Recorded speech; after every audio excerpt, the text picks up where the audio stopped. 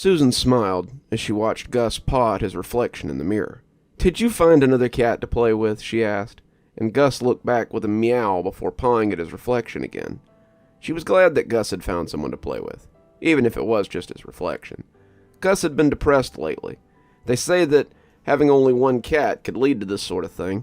Cats are social animals, after all. Gus couldn't really play with any of the strays outside Susan's apartment because she was on the 3rd floor and a little out of reach for even the most nimble of the wandering felines. That didn't stop Gus from standing on her balcony, though, meowing at the cats below and trying to get their attention. Susan thought it was kind of sad, watching him paw at the screen as he called down to the cats who lived their lives in blissful freedom. But the apartment contract had been very clear on their one pet per unit policy, and Susan didn't want to move just so Gus could have a playmate.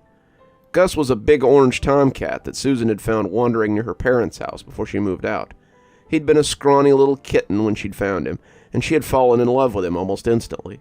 Susan had just gone through a bad breakup when she had stumbled across the sad little kitten near the garbage cans one morning. The little fuzzball had helped her get through her loneliness, and she liked to think that she had helped him as well. When she moved out of her parents' house at the end of the year, Susan had taken the little cat with her. She and Gus had been roommates ever since. Gus was a great companion, and didn't seem prone to the midnight zoomies or the sometimes destructive behavior her friends complained about in their cats. Gus liked his scratching post, snuggling in bed with Susan until it was time for her to get up, and eating his own food instead of hers. His only real issue seemed to be his loneliness, and Susan could hardly hold that against him. Watching him play with his reflection in the mirror was as cute as it was sad, like a kid playing with his imaginary friend because he couldn't seem to make any real ones. Susan watched him as she got ready for work, and she pulled out her phone as she took some video for Instagram. The scrawny little kitten had grown into a regal orange ball of fur, and to watch him paw at the surface of the mirror was insanely cute. He would cock his head and meow at his reflection sometimes, looking confused at the cat in the mirror, before going back to pawing at the glass. Susan smiled, but there was something just a little off-putting about that confused head turn now and then. She left him staring at himself in the mirror, his game forgotten, as he seemed to be talking to the orange cat in the mirror. Susan came home to find him still sitting in front of the mirror. She asked him if he'd been there all day, and Gus just looked back and meowed before looking back at the mirror again. He was staring at himself, his ears moving back and forth, seeming to Susan like he was having a conversation with his reflection. Growing up with cats, she had seen them sit next to each other and do just that same thing, and Gus's eye contact was more than a little interesting as he watched himself in the mirror. She tried to ignore him as she slid into her PJs, but it was hard the longer it went on. "Come on, Gus, want to watch a movie with me?" she said, patting the bed as she fiddled with the TV. Gus looked up, meowing happily, but then turned back to the mirror and did an oddly unsure little head cock as he took a few steps towards the bed. In the end, Susan had to come get him and take him over to the bed as the poor old Tom watched the mirror. Susan saw nothing out of the ordinary, the mirror cat just scooped up by her own mirror reflection, but this behavior was wandering into the realm of creepy rather than cute. Gus sat with her happily as Susan watched Friends for the 1000th time, but she caught him glancing back at the mirror more than once as she stroked his silky fur. He wasn't the only one. Susan couldn't help but glancing at it as well, looking at the mirror as if she expected to see something out of the ordinary. She didn't, but it was definitely starting to creep her out. Susan let her keys fall into the bowl by the door, calling for Gus as she slid her shoes off. It had been such a long day. A creepy old man had hit on her at work, the customers were rude, and Susan sometimes wondered why she didn't just quit. She could do better than an assistant manager at a grocery store, and she knew it. If it hadn't been for Gus in this apartment, she'd have likely walked away a while ago. Speaking of Gus, where the heck was he? He almost always came to greet her at the door. She called him again, but there was no response. She went to the bedroom and huffed out in mock outrage when she saw him sitting in front of the mirror again. "Okay, Furface, this is getting to be a little much. It was cute at first, but now it's super creepy." He meowed pitifully when she picked him up, pawing gently as he tried to get away, but she took him over to the bed and sat down with him. He watched her dutifully as she got changed, his fluffy head turning back to the mirror from time to time as Susan slid into her pajamas. And she couldn't help but glancing at it as well. She wasn't sure, but felt like she could see something moving there when she wasn't giving it her full attention. The mirror was the large rolling kind that the apartments often came with, the one on the closet doors. You could see the whole room in it, and it slid to the side on tracks if you needed something out of the closet. It was a nice amenity to have when you were getting ready in the morning, but it was starting to creep Susan out the longer she looked at it. She got that spidery feeling as she put her back to it, like something was watching her. When she pulled her hair into a ponytail and turned to put it up, she almost dropped her scrunchie. Gus was staring at her, head cocked, as he watched her from the front of the mirror. She stepped back, startled, and when her legs bumped against the chair in front of the vanity, she sat down hard. Something came off the bed then, and she heard Gus meowing as he looked at her as if to ask if she was okay. Susan looked back at the mirror and saw that it was empty again, save for her own surprised face and the furry reflection of Gus as he stood by her leg. That night was the first time she covered the mirror. She took some thumbtacks and an old throw blanket and used them to cover the surface. It was silly. She knew it was silly. But she felt better when the mirror's surface wasn't looking at her anymore. Gus walked over to inspect her work, and Susan picked him up as he began to paw at the blanket. Gus would just have to get over it, she thought, and she took him to bed and put something on to distract her and her fears. As she scratched his ears, she felt better, and as the night went on, she almost forgot all about her silly fears from earlier. When she woke up, though, she saw that the blanket had been pulled down, and Gus was again talking to himself. This became a daily routine for her. The first thing she did when she got up or got home from work was to cover the mirror and tell Gus to stop pulling the blanket down. Gus would meow when she did this, looking at the blanket and pawing at the covered surface of the mirror, but Susan was unmoving in her decision to keep the blanket up. She would usually pick Gus up as he pawed pathetically at the blanket and take him off to pet him, but it never stopped him from coming back to it. It never stopped him from uncovering it again, and Susan just accepted that this was Gus's new obsession. The cuts on her big fur ball were a little harder to ignore, though. Sometimes, while stroking his silky fur, Susan would encounter a scratch or a bite and wonder how exactly he had gotten it. They weren't the sort of wounds a cat could get from just scratching themselves. At least she didn't think they were. When she noticed a bite on the tip of his ear one afternoon, she actually searched the house to see if another cat might have gotten in somehow. His food bowl never emptied any quicker than usual, and there was never any extra scat in the box. If there was some secret cat living in the house, it was extremely quiet when she was there.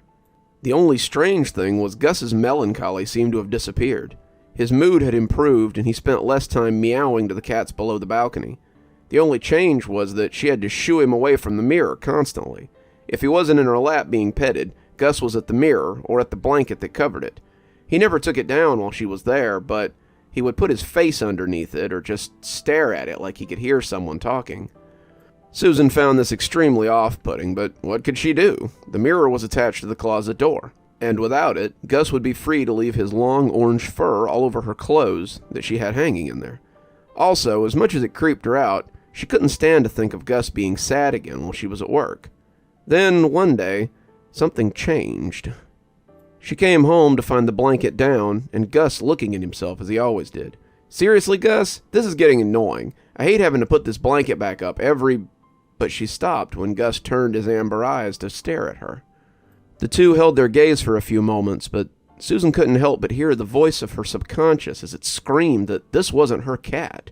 It looked like Gus, it sat like Gus, and was a perfectly adorable little ball of orange fluff, but his eyes were different. They were the same amber gold they had always been, but today they were filled with hate. No, not hate, Susan supposed. It was something else, like a king looking at a mud-covered serf. Not with pity, and certainly not with any desire to help it. Gus looked at her with scorn and something akin to disgust. How exactly a cat could portray these things with its fuzzy little face, Susan didn't know, but that's what it was. Gus loathed her. She suddenly caught him by the scruff, and when he hissed at her, Susan realized it was the first time she'd heard him do that. He swiped a fat ginger paw at her, and Susan almost dropped him as his claws sliced her wrist. Gus growled and cried in his angry little voice, a voice that was suddenly less cute than usual, and Susan tossed him into the hall and closed the door. Gus bumped at it, hissing and yowling, and Susan was surprised when she realized that her back was against the door. It was like she thought he might just come through the door. She locked it just in case and walked into her bathroom as she washed the cut with soap and water. It wasn't very deep, but the 3 long scratches had been right across her wrist. She had just finished putting some Bactine on it and looking for a Band-Aid when she heard Gus's pitiful meow from the other room. That sounded more like the lovable fluff Susan knew, so she slapped the Band-Aid on and went to open the bedroom door. Perhaps she had just startled him as he had startled her. She hadn't grabbed him by the scruff of the neck since he was a kitten, and he was quite a bit heavier now. Susan suddenly wondered if maybe she had hurt him, and she opened the door as she prepared to pull him into a hug. "Sorry, Gus, you just scared me. I wasn't—" But she opened the door and noticed that he wasn't there. She checked the hallway, but Gus was nowhere to be found. Susan shrugged, tallying it up to strange cat behavior, and finished doctoring her arm before going to start dinner. As she cooked, she kept expecting to see Gus come out and sniff or rub up against her leg. Gus was always so curious, and he always came to have a look when she was cooking or watching TV. He had even jumped into the shower with her a few times, though he always instantly regretted it. She began to feel guilty about what had happened earlier and just wanted to find him so she could pet him and say she was sorry. Even so, those weird eyes kept coming back to her. She couldn't shake the idea that that cat hadn't been her Gus. She didn't see him again until she was cleaning up and getting ready to take the garbage out. Susan was in a bit of a hurry as she tied the bag up and started pulling it out of the can. The plastic pan the chicken had come in had likely leaked into the bottom of the bag, and she wanted to get it to the dumpster before it dripped onto the floor. She hadn't seen Gus since she'd put him out, not even as she ate chicken Alfredo on the couch. He was likely still sulking somewhere, but she figured he'd come out when it was time for bed, and all would be forgiven by tomorrow. She thought she might have heard him, though, and he sounded upset wherever he was. Susan had cocked an ear several times as she cooked, listening to the meows of a familiar cat from the back of the house. She had called him, even taken the tuna he liked to coax him out, but he had never poked his head out or shown any interest in any of it. Susan had looked all over for him a few times, but as the sound of her sauce bubbling began to sound more like burning, she always returned to the stove. She walked to the door with her swinging bag of trash, and when the door came open with a loud creak, she heard claws scrabbling on linoleum. Susan saw an orange lightning bolt come barreling out from behind the china cabinet and make a break for the open door. She moved purely by chance, and Gus hit the trash bag as he yowled and smacked against the cans and packages inside. Susan dropped the bag, no longer mindful of the chicken drippings, and reached for Gus before he could escape. He had never tried to run away before, not even as a half-starved little kitten, and when her hands settled around him, he yowled and slashed at her furiously. He clawed at her hands, swiped at her face, and Susan stepped back when one paw scored her across the cheek and thought about the garbage a little too late. Whether it was the chicken leavings or some other liquid, Susan felt her feet shoot out from under her as she fell against the china cabinet. Her head smacked against the bulky old thing, and everything went fuzzy as she watched Gus run off into the night. She called his name distantly before passing out and waking up somewhere very different. Susan woke up in the hospital. Her mom was reading a magazine, but as Susan groaned, she called for the nurse and leaned in to have a look at her. The nurse came on the run, and Susan was soon poked and prodded and examined by her mother and several people in scrubs. She was confused and a little scared, and when she asked what had happened, it took her dad coming in from the cafeteria to shed any light on the situation. The complex had called her parents, since they were her emergency contact, to let them know that a neighbor had found her passed out in her doorway. They had called an ambulance, and she had been rushed to the ER with a head wound. She had spent 3 days unconscious, her concussion pretty substantial, and her parents had been worried sick. She asked her dad if he'd been to the apartment, and if he'd seen Gus, but he said he hadn't done much more than put some food in a bowl and lock the place up. "He's probably okay, sweetie. Cats are pretty self-reliant. I'll go back tonight and make sure he has food and water, though." They wanted to keep her at the hospital until they were sure that she was okay, but Susan was adamant that she needed to leave. Gus had gotten out, and she needed to find him. He had been scared by the garbage bag and startled when she grabbed him. He hadn't meant to scratch her. He was probably cold and scared and waiting for her to come home, and she started to cry when they told her it would be a few more days before she was released. Her dad didn't help matters much. He checked on Gus, but said that he must have gotten out. His food bowl was still full, and he hadn't come home when her dad had called him. He had looked around, but he hadn't seen any sign of him. "I'm sure he's just scared and waiting for you to come back. He'll probably meet you at the door when you come home from the hospital," he assured her, his face showing a lot of worry. She came home 3 days later, after the hospital had run every test they could think of, and Susan was greeted by nothing but a plain beige door and a note from her neighbor wishing her a speedy recovery. She opened the front door thinking maybe he would be there, but the house was cold and empty. It felt lonely without Gus there to welcome her, and she decided then that she had to go look for him. Maybe he was close by, playing with the cats he had seen from the balcony. She would get some treats and call him, and hopefully he would come back after some coaxing, and they could be a family again. She was halfway down the hallway when she recognized a pitiful meow from her bedroom. She came through the door looking frantically for Gus. Had he gotten stuck in the bedroom? How had he been eating and drinking this whole week? She expected that he would come pelting out when the door opened, but he was nowhere to be found. She started looking for him under the bed and in the closet, but when the same sad meow came from behind her, she turned and found the source. It was Gus.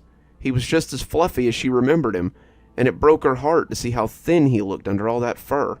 He looked troubled, his eyes darting around as he put a paw up and pleaded for her to help him. He looked sorry, like he would do anything if she could just help him out of this. And as she approached him, Susan could feel her tears coming down in a torrent. Gus pressed his paw against the mirror. His toes were visible from the other side, and as he pressed and shoved, she could see he was becoming upset. Gus was stuck inside the mirror, his world nothing more than a little room, the one he had loved so much. Susan put a hand up to the mirror, covering his little paw with hers, and only then noticed that she didn't have a reflection. She sat and wondered if she'd have to watch her poor cat Gus waste away, unable to help him, and she laid her forehead against the glass as she cried all the harder.